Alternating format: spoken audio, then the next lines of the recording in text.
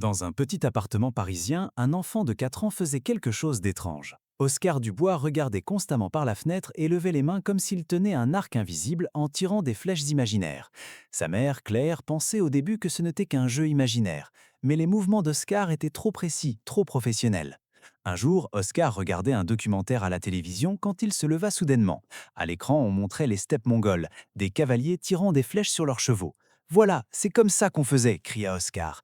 Exactement comme ça. En courant, avec le vent, on tirait des flèches. Claire était choquée car Oscar n'avait jamais vu de cheval, n'avait jamais appris le tir à l'arc, mais maintenant il regardait les cavaliers à l'écran comme s'il voyait de vieux amis.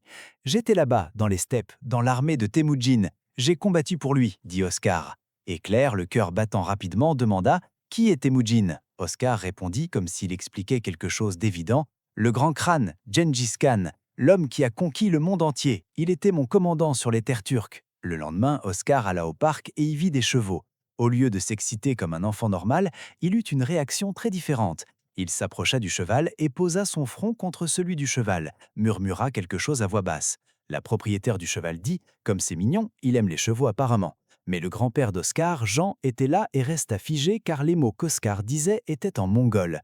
Comment cela était-il possible? Le grand-père Jean avait travaillé dans des fouilles archéologiques en Mongolie dans sa jeunesse. Il connaissait quelques mots et maintenant il entendait son petit-fils dire Morini Sainbain Wu, ce qui signifie Mon cheval, vas-tu bien? Quand ils rentrèrent à la maison, Jean demanda à Claire Oscar a parlé mongol, où est-il appris ça? Mais Claire ne savait pas non plus. Cette nuit-là, Oscar fit un rêve, des centaines de chevaux courant dans les steppes, une pluie de flèches, des tentes, des feux et un homme, un vieux guerrier au manteau rouge. Au matin, quand il se réveilla, sa mère demanda « Tu as fait un cauchemar ?» Mais Oscar répondit « Non, un beau rêve, je suis rentré à la maison, je suis retourné dans les steppes, j'ai vu mes Nokor. » Nokor signifie « ami », frère d'armes en mongol.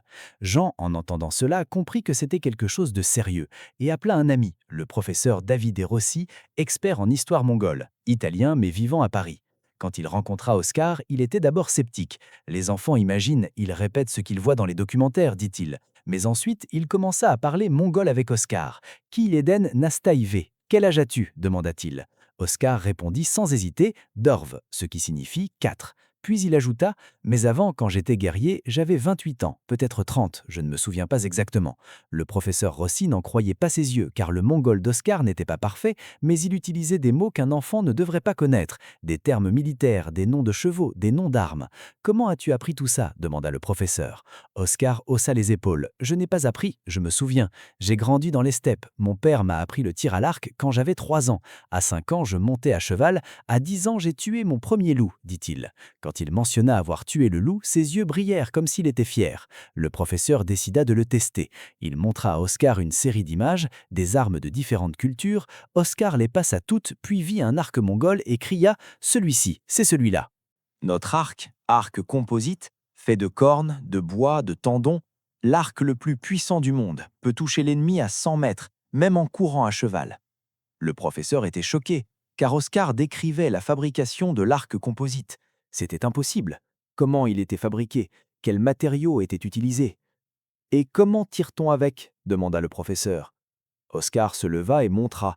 Son corps tourna, il plia les genoux comme s'il était assis sur un cheval, tint l'arc imaginaire et tira, exactement comme un cavalier mongol professionnel. Tu tires en courant, tu peux te retourner et tirer en arrière. On appelle ça le tir part, mais nous les Mongols sommes meilleurs. Nous pouvons tirer 3 flèches au galop. Une vers l'avant, une sur le côté, une vers l'arrière, dit Oscar.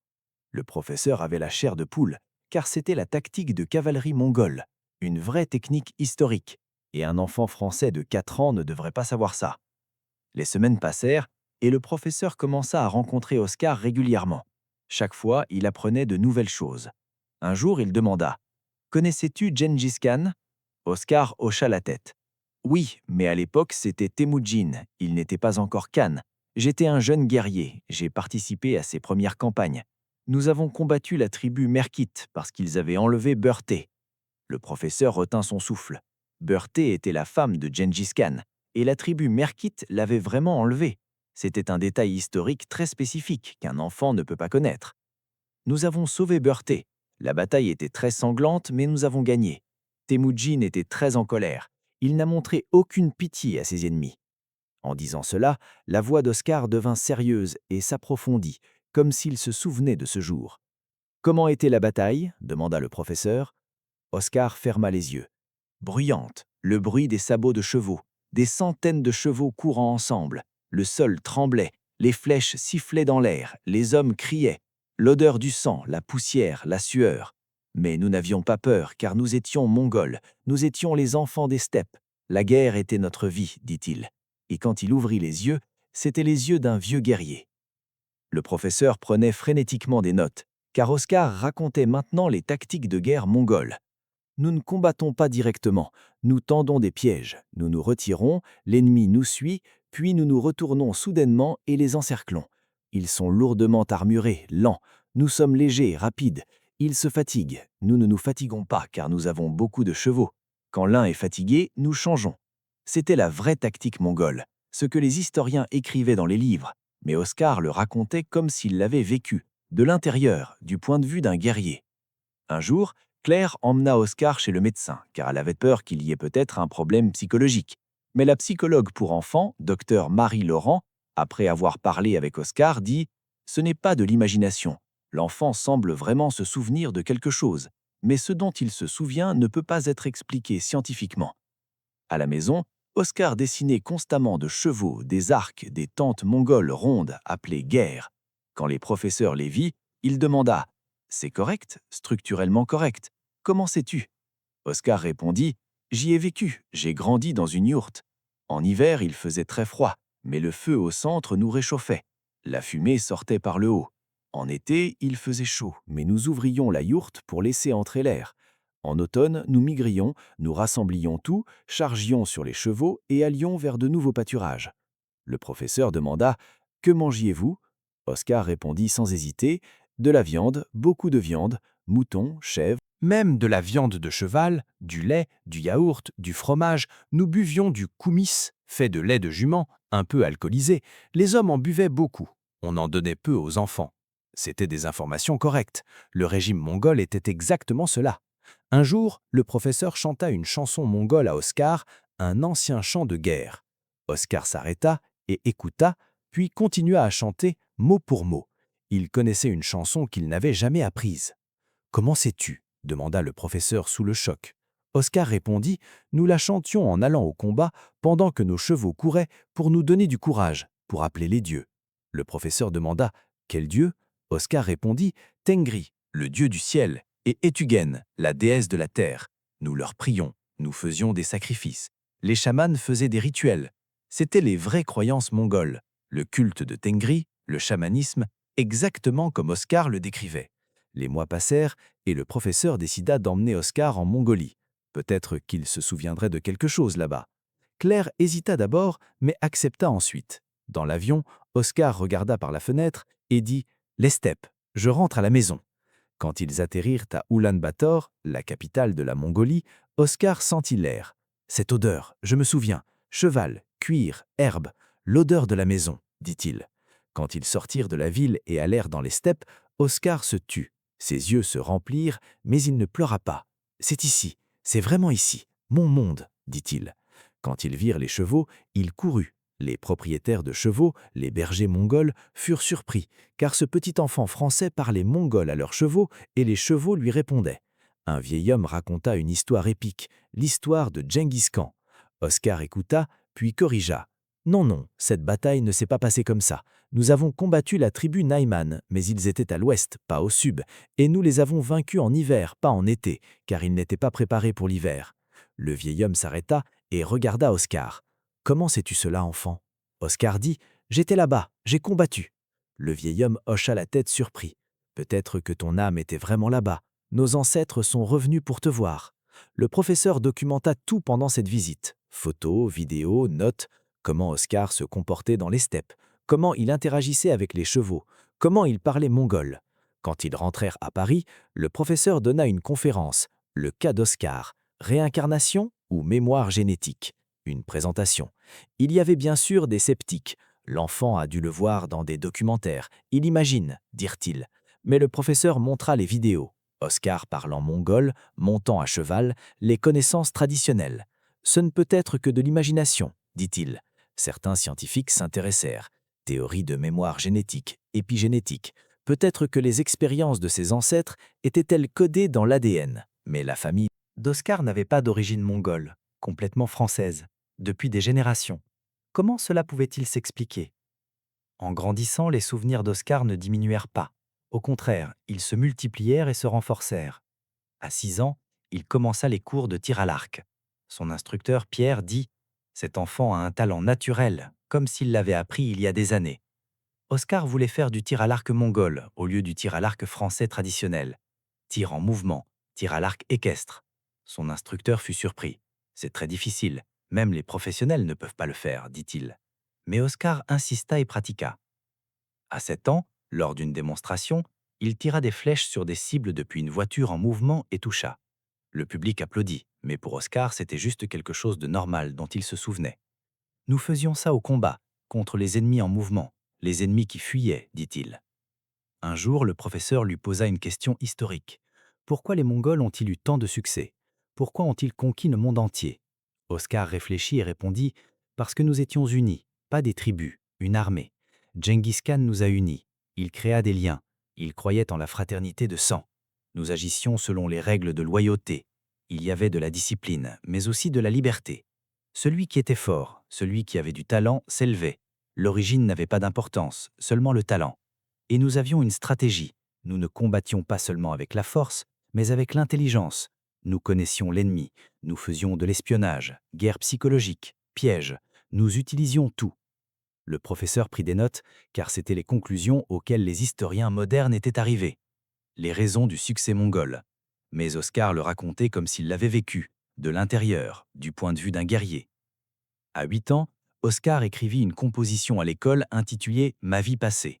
Quand son professeur la lut, il fut choqué, car l'enfant racontait la vie d'un cavalier mongol, de la naissance à la mort, se réveiller le matin dans les steppes, nourrir les chevaux, pratiquer avec l'arc, réunion tribale, rituel des chamans, préparation au combat, premier meurtre, la peur et l'excitation de la guerre, la mort de camarades, victoire, défaite, blessure, guérison, mariage, enfant, vieillissement et finalement la mort.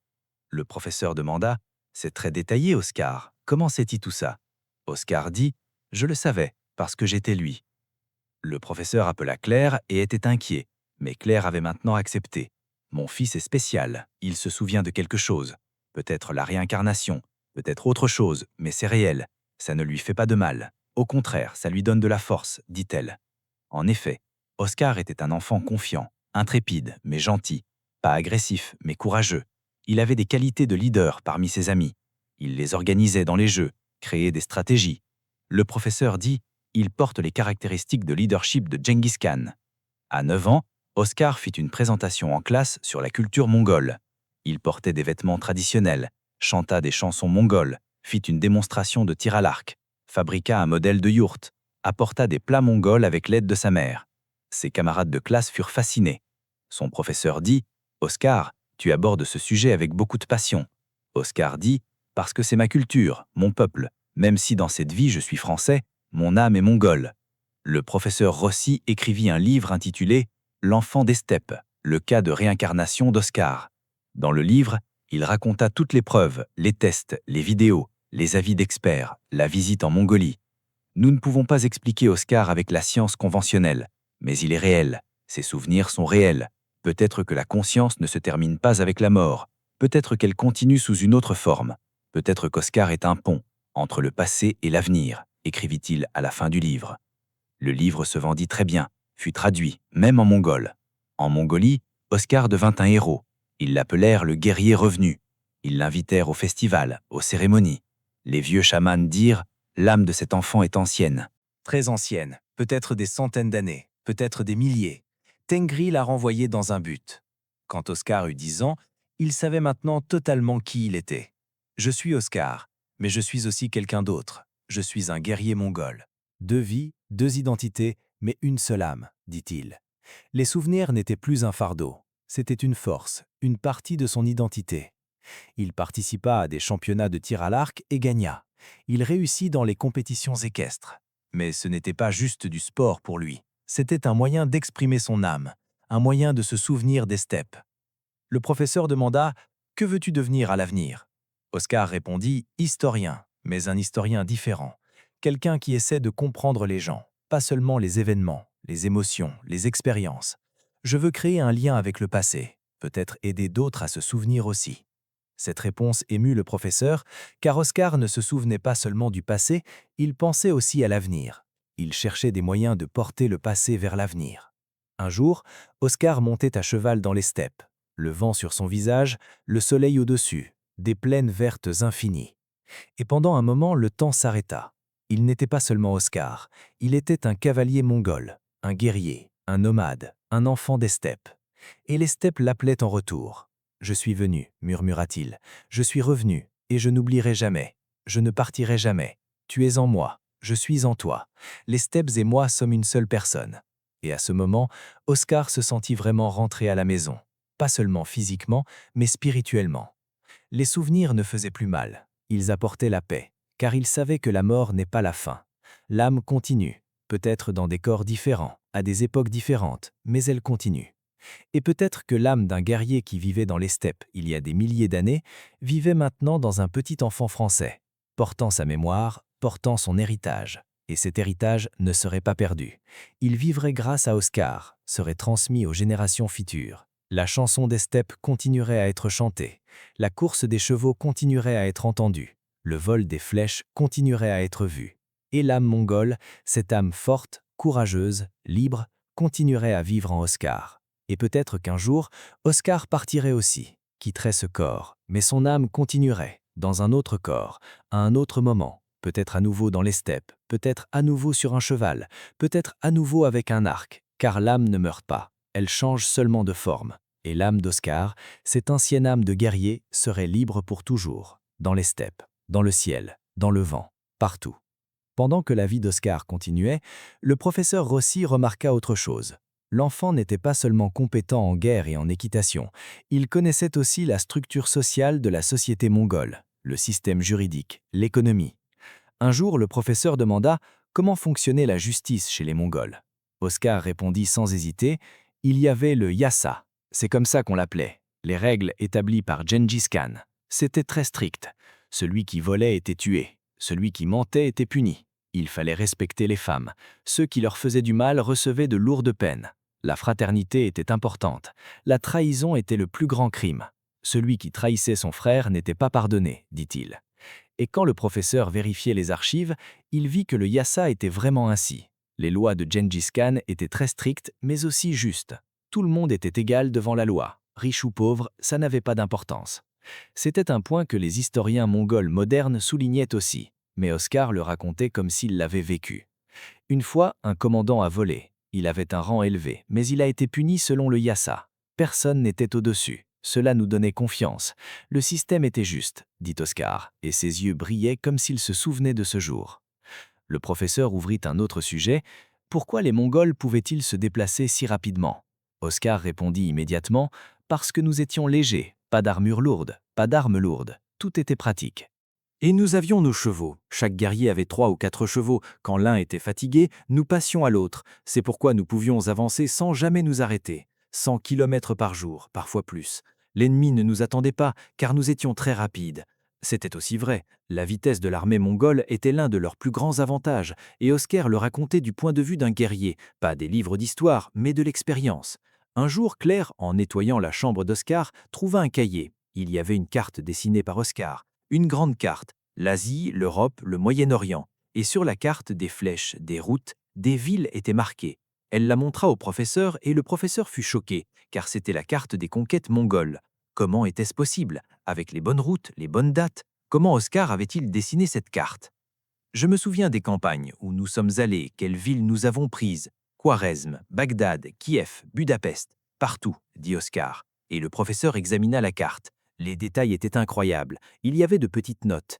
Ici, il y a eu une bataille violente. Nous avons eu beaucoup de pertes. Ici, ils se sont rendus facilement. Ici, nous avons passé l'hiver. Il faisait très froid. Ces notes étaient comme le journal d'un soldat. Le professeur dit « Cette carte devrait être dans les musées », mais Oscar dit « Non, c'est à moi, ce sont mes souvenirs » et voulut la garder. À 11 ans, Oscar fut invité pour un documentaire, un programme appelé « Cas de réincarnation, Oscar et les Mongols ».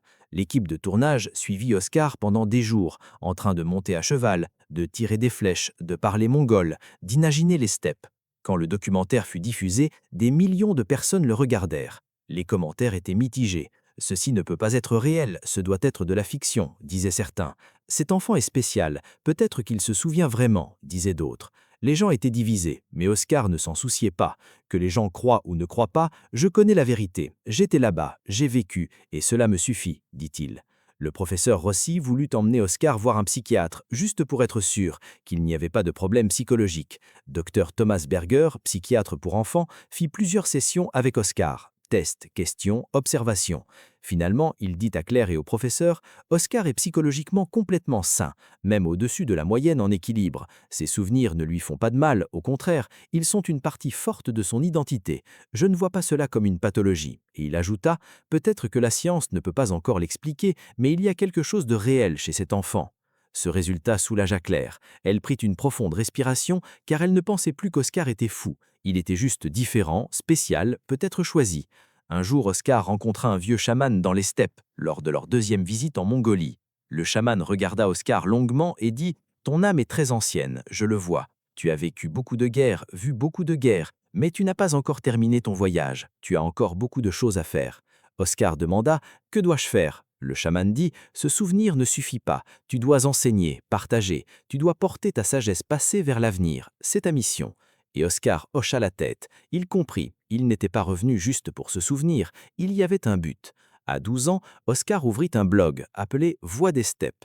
Là, il racontait la culture mongole, l'histoire, la philosophie. Il partageait ses propres souvenirs. Les gens posaient des questions et Oscar répondait. Le blog devint très populaire. Il eut de milliers de followers, de Mongolie, de Russie, de Chine, du monde entier. Cet enfant est un vrai sage, disait-il.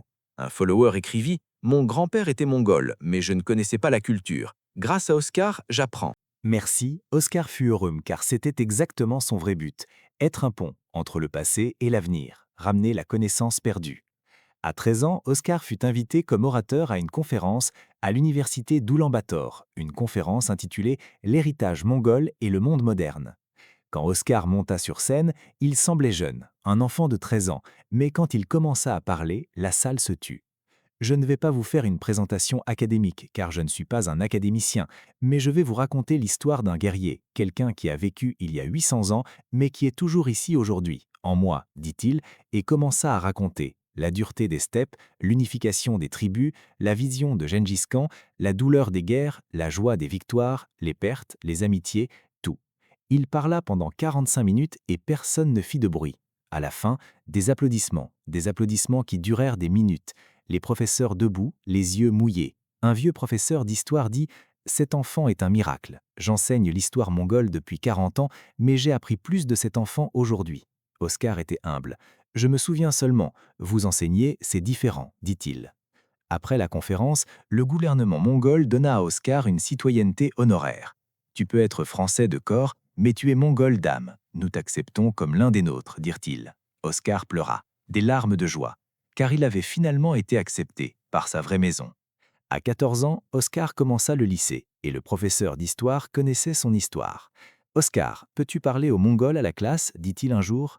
Oscar hocha la tête et parla, mais pas seulement des guerres. Il parla aussi de l'art, de la poésie, de la musique, de la science.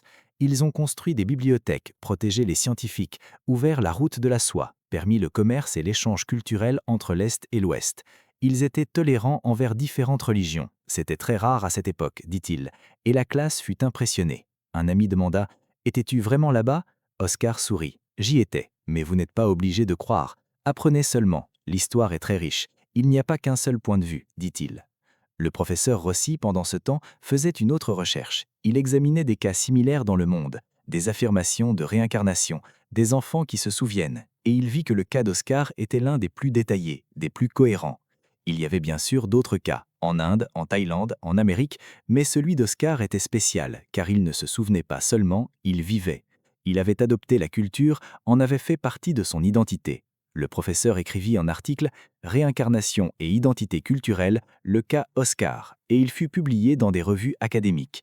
Des débats commencèrent, des conférences furent organisées, certains scientifiques dirent « Cela pourrait être épigénétique, de l'information codée venant des ancêtres ». Certains dirent c'est une vraie réincarnation, l'âme migre, mais personne ne put donner de réponse définitive. À 15 ans, Oscar prit une décision. Il étudierait l'histoire mongole et l'anthropologie à l'université. Se souvenir seulement ne suffit plus. Je veux apprendre systématiquement. Je veux combiner la science et la mémoire, dit-il. Et le professeur Rossi dit c'est une excellente idée. Tu peux apporter beaucoup au monde académique. Entrant dans ses années universitaires, Oscar compléta avec excellence son éducation en anthropologie et histoire sous le mentorat du professeur Rossi. Cependant, il ne devint pas seulement un académicien perdu parmi des livres poussiéreux. Il combina l'histoire vivante dans sa mémoire avec des techniques archéologiques modernes. Avec le soutien du gouvernement mongol, en suivant les routes sur ses cartes de conquête détaillées qu'il avait dessinées enfant, il identifia avec précision l'emplacement de plusieurs camps militaires antiques jamais découverts auparavant. Ces découvertes firent grand bruit dans le monde scientifique. Oscar, dépassant les débats sur la réincarnation, devint un ambassadeur culturel portant la sagesse du passé au présent. Dans le dernier livre qu'il écrivit avec le professeur Rossi, Oscar formula cette phrase cruciale. Ce qui importe n'est pas combien de fois nous avons vécu, mais combien de leçons de justice, de loyauté et de fraternité nous avons tirées de ces vies. Maintenant homme adulte, Oscar se tient devant l'académie de tir à l'arc traditionnelle et d'histoire qu'il a fondée dans les steppes mongoles. Dans ses mains n'est pas cet arc imaginaire de son enfance, mais un véritable arc composite qu'il a fabriqué de ses mêmes mains. À côté de lui se tient son jeune fils, le regardant avec curiosité. Le fils court soudainement vers les chevaux, pose son front contre celui d'un cheval et se retourne vers son père en murmurant quelque chose en mongol. Oscar respire cette odeur familière de cheval, cuir et herbe apportée par le vent. Il regarde le ciel, Tengri, et sent que son âme a enfin atteint une paix totale. Dans ce cycle infini, où l'âme passe d'une forme à l'autre, il a maintenant accompli sa mission non pas comme un guerrier, mais comme un pont reliant le passé à l'avenir. Alors qu'il lance son cheval au galop dans les steppes infinies, il laisse derrière lui non seulement un nuage de poussière, mais un héritage qui ne sera jamais oublié.